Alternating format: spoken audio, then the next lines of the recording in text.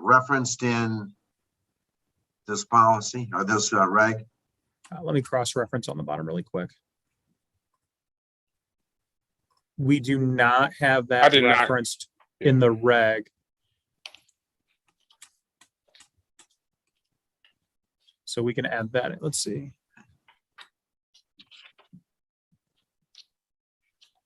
Yeah, we've got a lot of legal references, but I'm not seeing 210.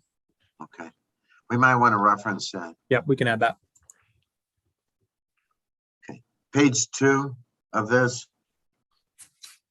On same thing, additional prohibited behavior. Did we keep that? Did we say that we were keeping that in the policy?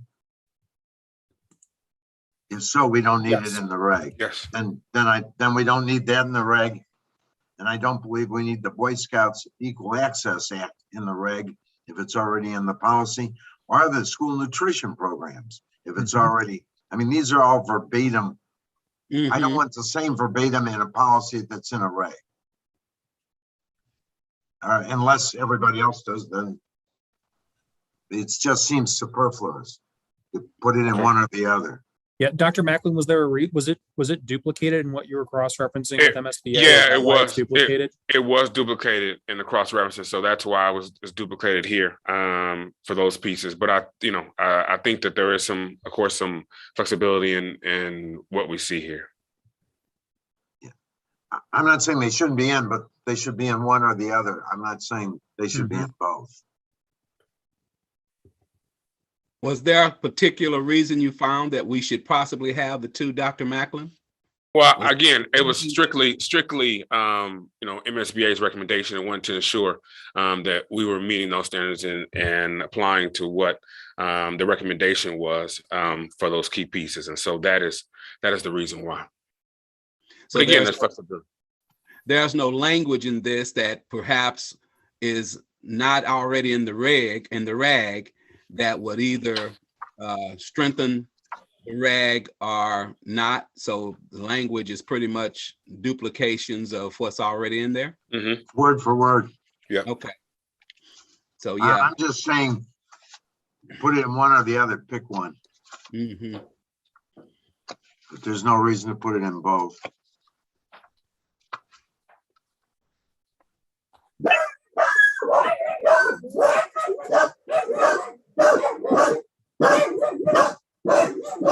That you got?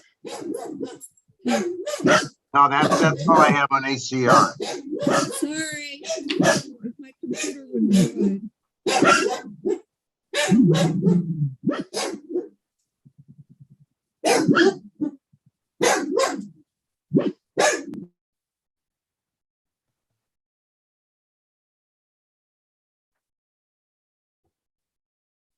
Okay. Okay, are we ready to go to AH? I have next. Is that correct? Whatever anybody wants to go next is fine with me. Yeah.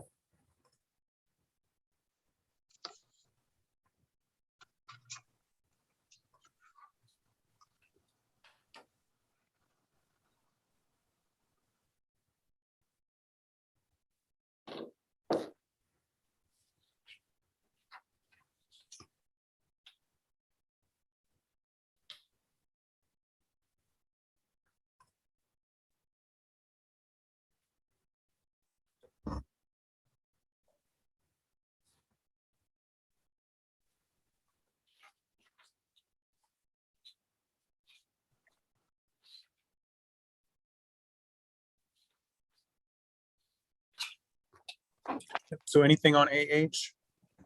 I did not have anything on this one. I had a couple real picky stuff. That is real picky. We need a subject on the first sentence. It says to promote the health and safety of all students and staff, set a good example. So I would suggest that we don't cross out. It is the intent of the district. It's just saying to promote health and safety of all students. It is the intent of the district to set a good example for students and go from there. Otherwise, we don't have a subject. Yep. Like I said, this is And I was curious about the last sentence in that paragraph. All facilities district owns, uses, contracts for, or leases to educational, protein, daycare. I think, is daycare separate from early childhood, childhood development services? Are they the same? They're separate. So like at North and South Tech, we have a daycare facility, which is separate from our early childhood education program. If they're separate, we need a comma after daycare. Otherwise, they're not separate. Got it. Like I said, this is real picky. This is what happens when you had your knuckles slapped because you couldn't diagram sentences. I just want to go back to the previous comment, if that's okay for a moment. The Okay. comment about adding it is the intent of the district. I think that's actually going to make things a bit more complicated. I think the subject is just buried in the sentence in the middle. It says currently, before the changes, it said to promote the health and safety of all students and staff, set a good example for students, and promote the cleanliness of district property. The district prohibits all employees, students, and visitors from using, possessing, smoking, vaping, and so on. I think the subject was already in. I think if we added is the intent of the district back there, we'll muddy it up even more. Give me the subject on that one then. The district. It's on line 4. It's just buried in the middle of the sentence. Okay, that's fine, but then I need, so to promote health safety of all students and staff, the district sets a good example for students. It doesn't read right then. To set a good example for students and promote the cleanliness of the district property, the district prohibits all employees. Again, like I said, it's a very long, complicated. I think if we add it is the intent of the district back in, that it's going to. Yeah, I got that. That's really a run-on sentence. Yeah. That's Right. And other than that, you could say that you expect the expectation. So then to promote health and safety of students and staff are expected to set a good example. Can we rework that sentence? Just Instead of and, can we put to set a good example for students to promote? So you're given a direct command, or Well, shall, as a direct command, that staff shall. But I understand what you're saying. and would make sense. Yes, you could get away with that. Where are we putting and at? no, I think Ms. Pendergrass was recommending we switch the word and to the word to in the sentence, set a good example for students to promote the cleanliness of district property. I'm remembering, of course, my high school in the 1990s where you couldn't see the grounds because of all the cigarette butts because the students were smoking outside. Remember.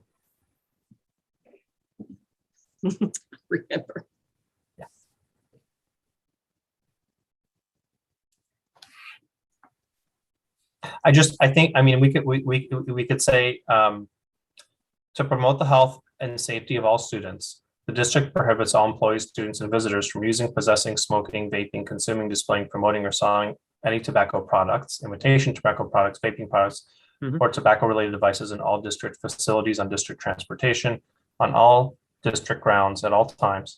I mean, it gets very, very Long, run on. long. And we could say the purpose of this policy is to promote the health and safety of all students. Anyways, again, Can we just So are you- work on getting that as from a run-on sentence? I mean, everybody's got the right idea. And this is exactly the language that we got from MSBA. This was the language they recommended, which is unnecessarily Not good. verbose. So, I mean, we could take out the whole language about set a good example for students and promote the cleanliness of district property. Because the primary reason we're doing this is the health and safety of students and staff. if I could make a suggestion for the title of the entire policy, the use of nicotine products and imitation nicotine products. I think we've moved beyond tobacco in 2021. We addressed that. That was the one thing. The reason I had no comments because I did check and see that it, in fact, specifically referred to nicotine products in the policy, and it does. But you know, when I screen kids for, I mean, I guess I do ask some kids if they smoke, because a few of them do, but most of my patients, they don't use cigarettes anymore. So change it to use of nicotine products and And imitation. imitation nicotine products. Again, it's just that, I don't know how everybody else feels about that, but That's fine. yeah. Fine.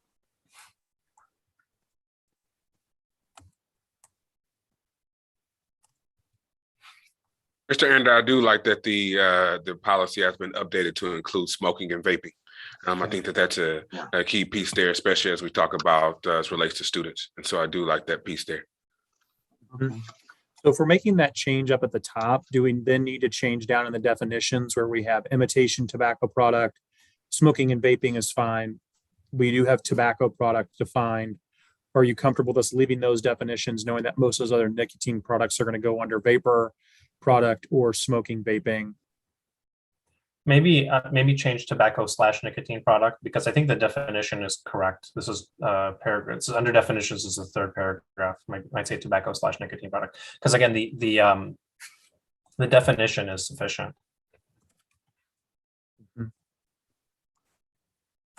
Got it. I'd say tobacco or nicotine product. Again, there's any number of ways of, Yeah, it's almost an and or. yeah.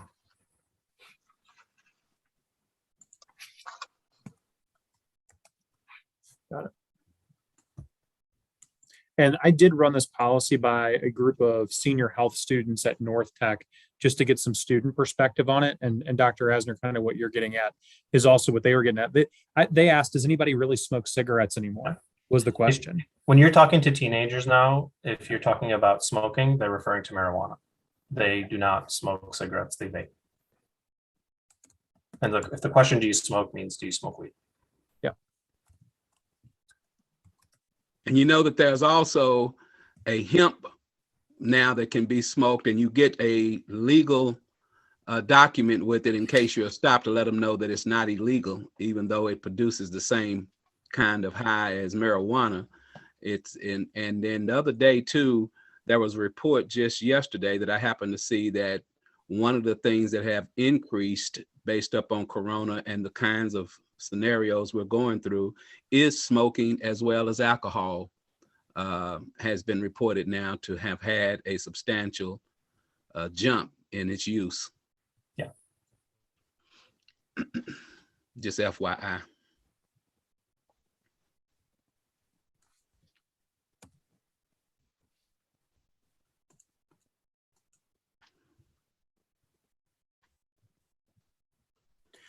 Okay. So I cleaned up the first paragraph to now just be to promote the health and safety of all students and staff.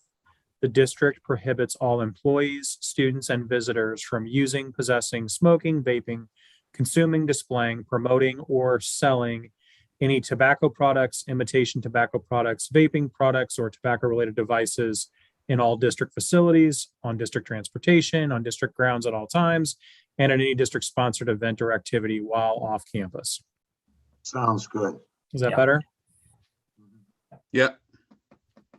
In that sentence, it just says tobacco product. Should we put nicotine in there? Or are we okay with just having nicotine in the header and in the definitions below? I suppose we should include nicotine in there. The one exception, and I think it's addressed later on in the policy, is the smoking cessation products. Mm-hmm. And I had a double concern there, again, which is addressed, which basically states that adults can use these, and then kids may possess them under, and use them under a policy, which I didn't look at, but I assume it means under medical supervision. The issue being that there are nicotine chews right now that are also being abused by kids. Yeah. So Similar to- JHCD is the use of over-the-counter and non-prescribed medications, and so they'd be able to use it if the nurse is administering it, would be the only way they could use it.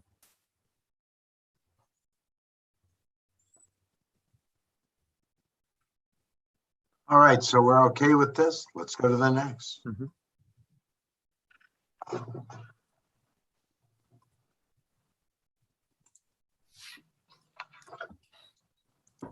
I had nothing on this one.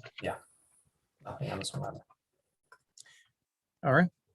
And all it really does is just change our timelines. Yeah. And that's a gift that House Bill 271 is the gift that just keeps on giving. It's like everything's in that bill.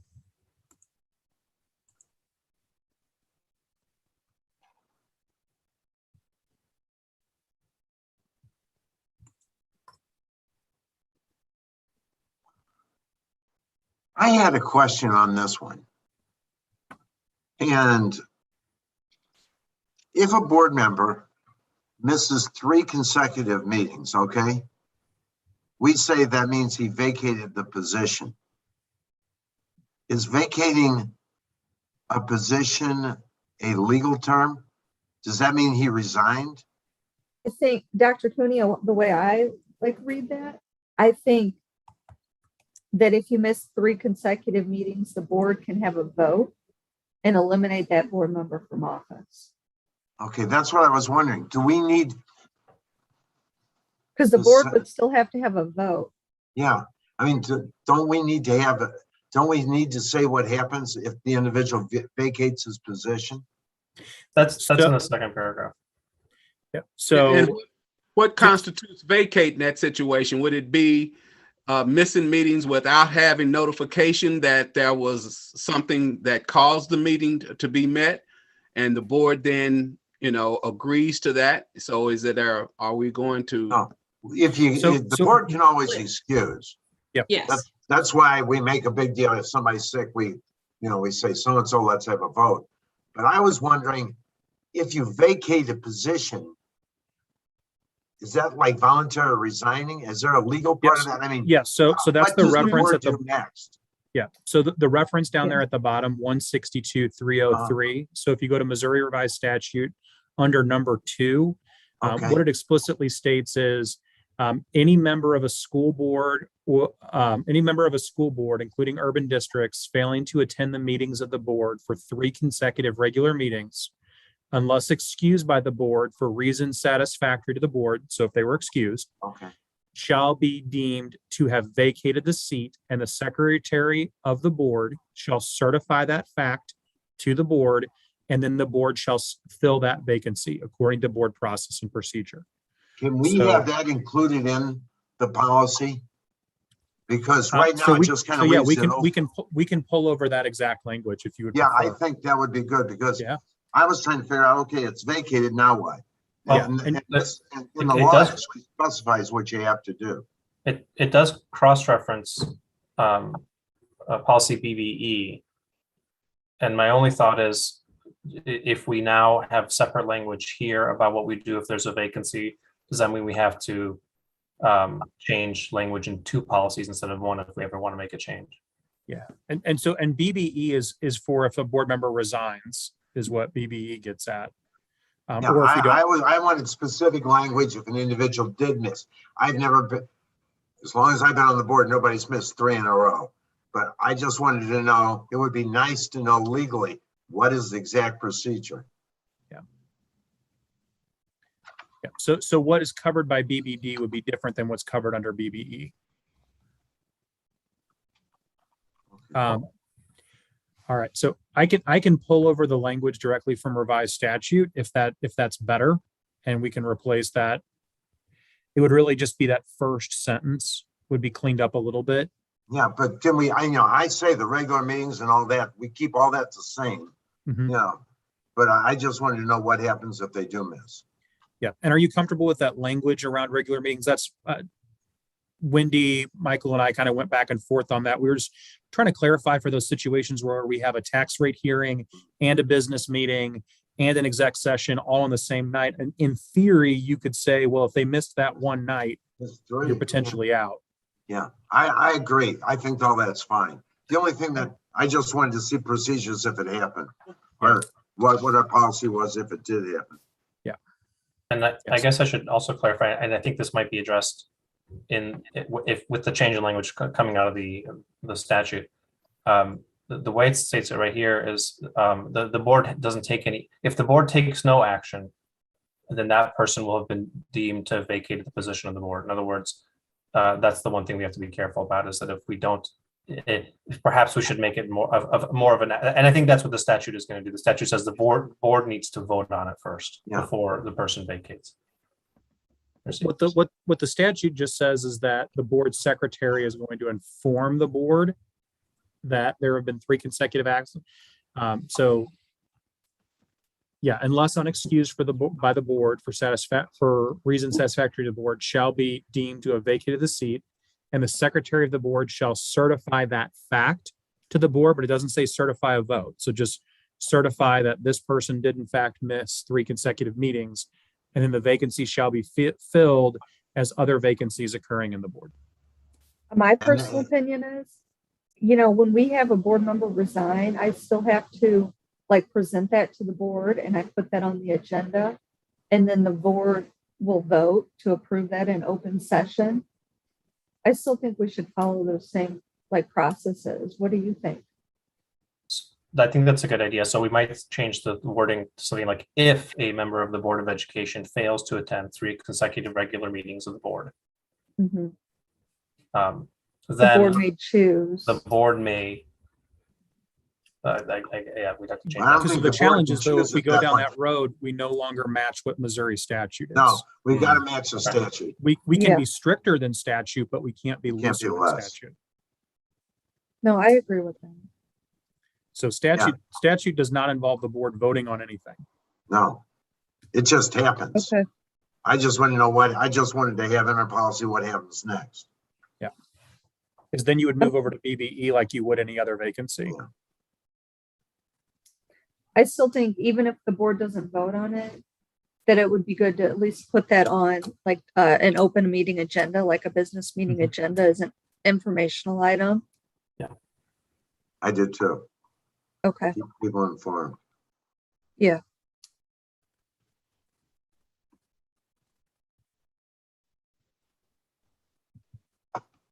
And to comment specifically on the question about the multiple meetings and one day counting as one, I think that that's a great idea. Mhm. Mhm. I do too.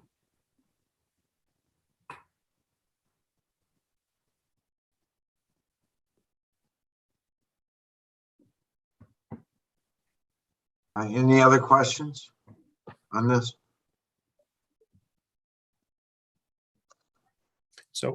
So I will drop in the statute verbatim, and that'll be the first 2 sentences, and then that'll just feed into regular meetings do not include. Okay. Okay. Sounds good. Next is DK.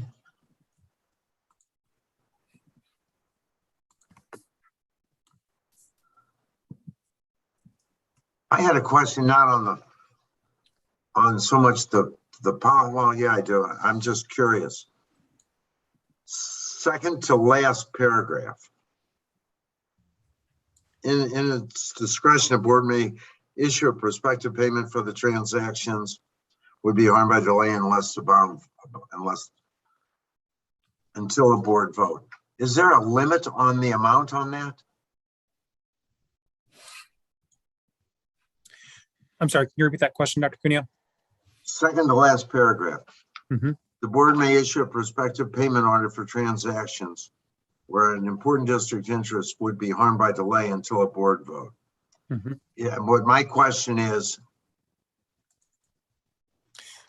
So currently there is not a limit on that now. I was just wondering, should there be a limit? And I don't know either way. Just seems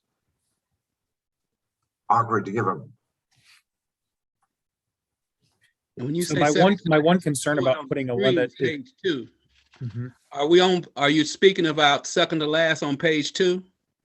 On page 1, Okay. page 1 of DK, second to last paragraph. Okay.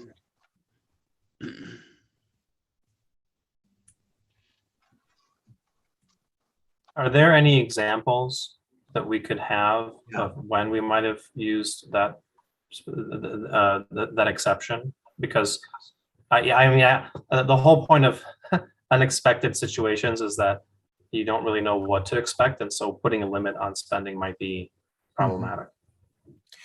Yeah, so there have been instances where if we wait, the cost of a good or service might go up in price dramatically. And so this is trying to cover those situations where if they're, for example, if a price is only good until the end of June, and if we waited till July, the price goes up dramatically. We've had that happen with some of the things that we purchase, or some of the bulk discounts are only good for a limited period of time. So this happens often. We see this a lot Materials. with those Materials. like- curricular materials and those consumable goods where the price can fluctuate pretty dramatically. We also see this a lot in career technical education, just because some of the things we buy are quite expensive. And so the price, especially when you're looking at raw goods, things like steel, aluminum, those prices are all over the place. And so the prices are not locked in for a very long period of time.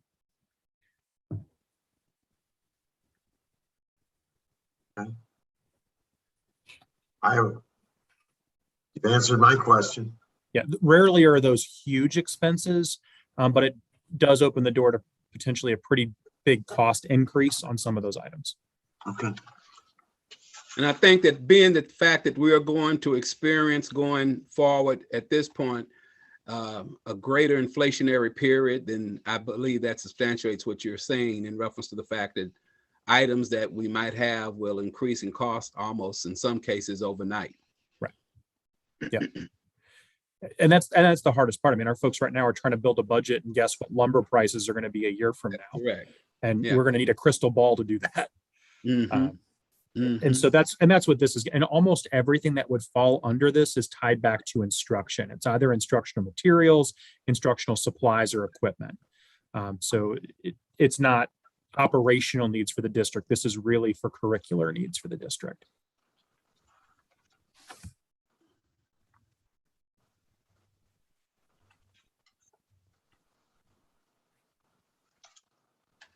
Anything else on DK? No.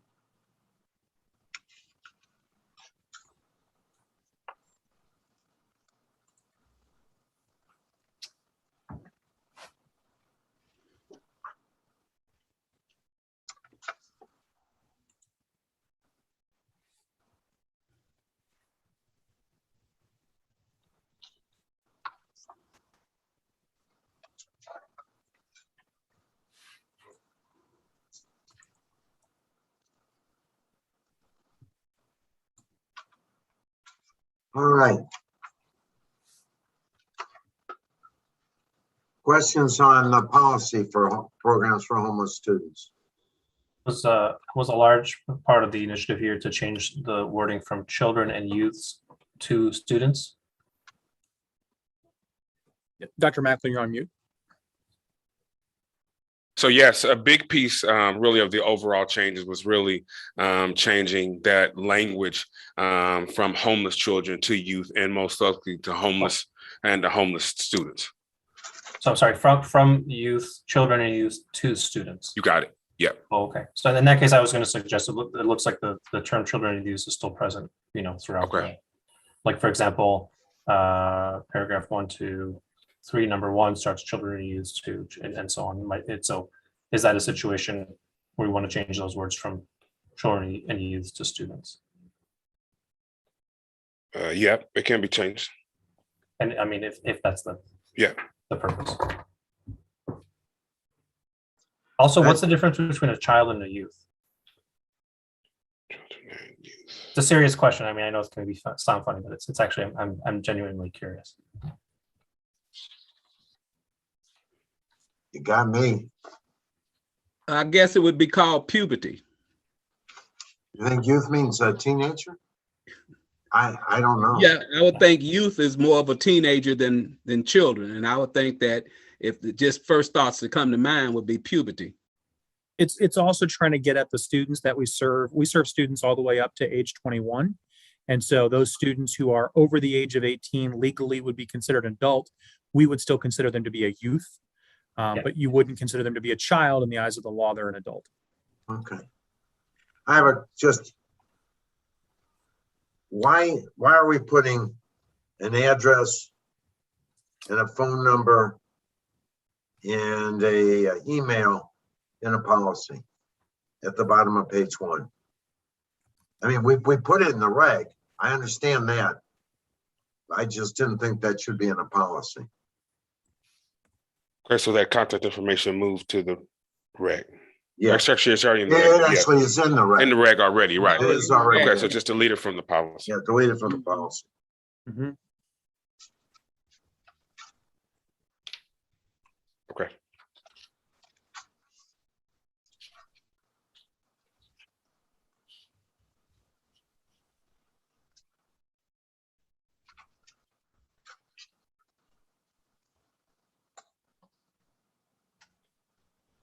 And if we could, Dr. Macklin, I just noticed with the language being family-based, Mhm. parental involvement, some of the areas where we have parental, can we move it, switch it to family? We Are- can't switch that, Wendy, we can't switch it there because legally it needs to be parent. Okay,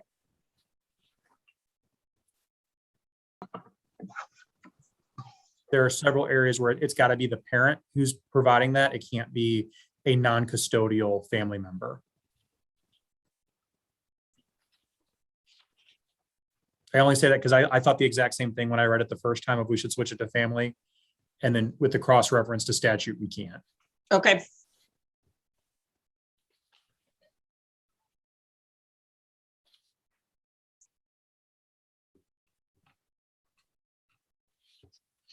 All right, is everybody?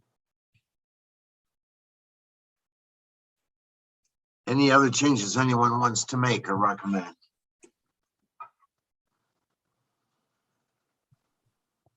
All righty, let's go to the next. Let's go to the reg.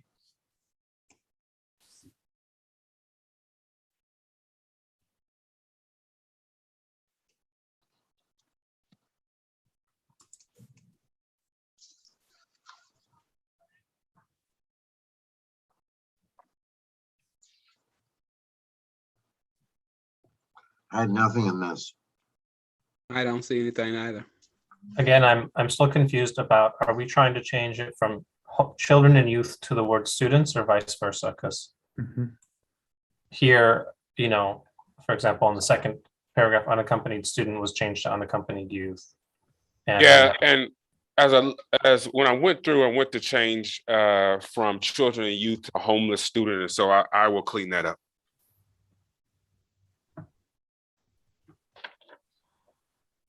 All right. On to virtual courses.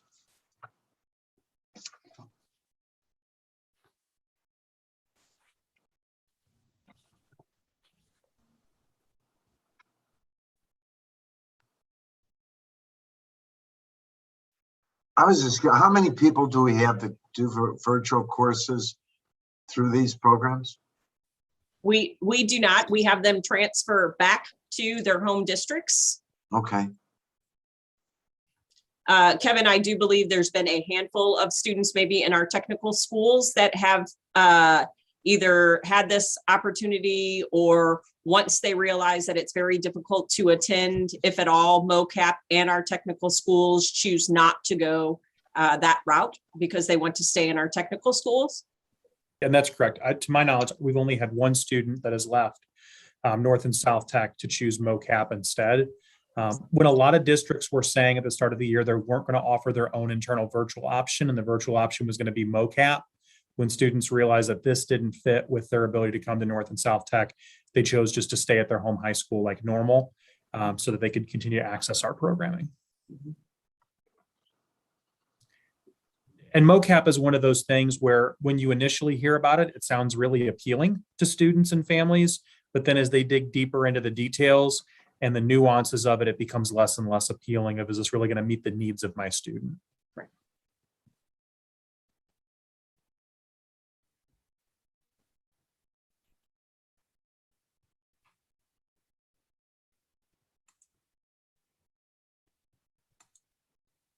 So then do we move on to the regulation?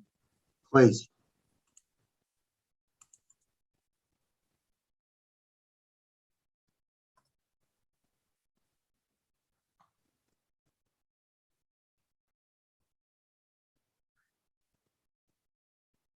I only had one question on this one.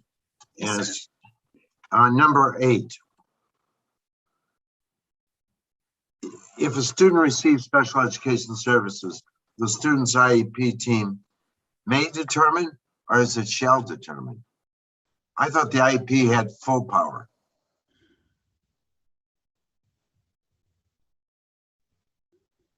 I was wondering, should we change the may to shall? And I leave that up to you, Wendy, or other people that are more familiar with this than me. Yes, the IEP team does have full power. So shouldn't it be shall instead of may determine, shall Well, determine?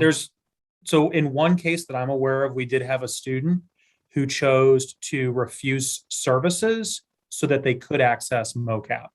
So if the IEP team was saying no, they said, well, then if we can't access it because of the IEP, then we refuse services and now we want to do MOCAP. And so by using may, that opens the door to refuse services. Okay, all right, that makes sense. Okay, you clarified that one for me. Thank you.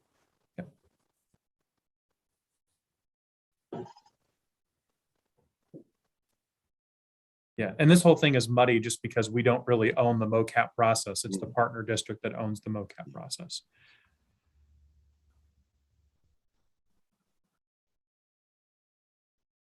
Yeah, but then, wait a minute, let's go back to what you said.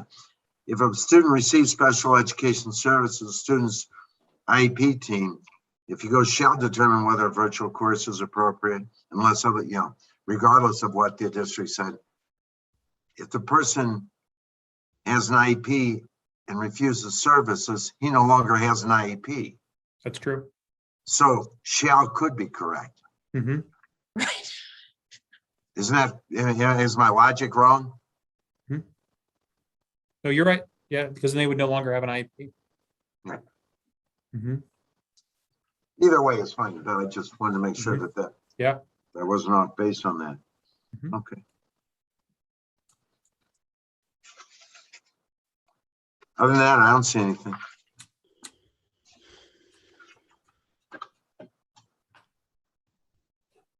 Are there any others? All That right. is it. I don't see anything. I have one thing that came out that I think if you would, Wendy, I see that Dr. Keenan didn't come in. It's my understanding an email went out stating the board's policies and regulations that were approved and that was sent to everybody. Yes, sir. We might want to change that. The board only approves policy. We don't approve regulations. We make recommendations on recommendations, Mhm. but the only thing the board does is policy. We don't do regs. Okay, I'll work with communications to clean up Yeah. that language. Yes, and Dr. Keenan apologized. She had an appointment. She thought she was going to be here. So she'll probably Zoom on right as we're finished. Okay, but just to make sure I'm right on that, isn't it the Mhm. board only does policy, not regs? Correct. You are correct. Yes, sir. All right, so we probably need to clean that up before we send it out to staff. Mhm. Or we Again, still- yes, sir. Yes, sir. All righty. Thank you, everybody. Have a happy Halloween. Happy Halloween, everyone. You as well. Stay safe. Take care. Bye.